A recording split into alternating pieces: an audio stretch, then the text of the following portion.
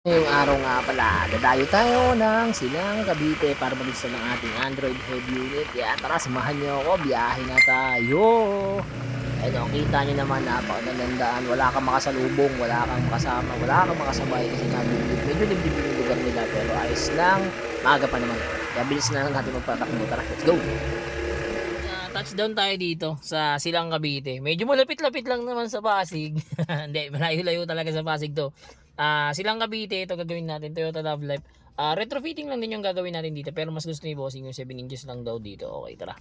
Yung pagbaklas nito mga kadiskarte, itong aircon vent, kailangan yung tanggalin to.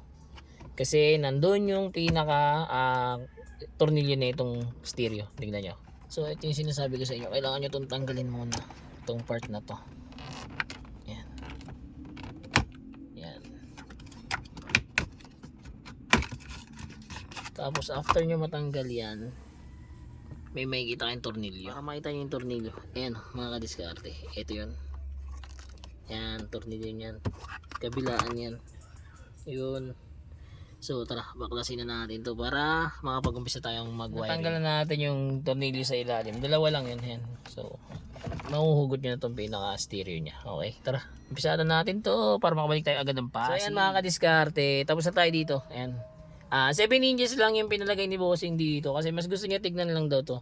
Dati dito tayo naglalagay sa baba, pero ngayon ito, ayan, check nyo. Ayan, 7 inches Android yan mga kadiskarte sa Toyota Love Life. Okay, ulitin ko, Toyota Love Life yan. 1 din lang yung stereo panel frame nito, pero ito, ayan, nagawa natin ng paraan. 7 inches yung nilagay natin, and then ayan, kasama pa rin sa package natin yung reverse camera. Ayan. Sa mga gusto po mag-avail, drop message lang. Direct message lang for better and faster transaction.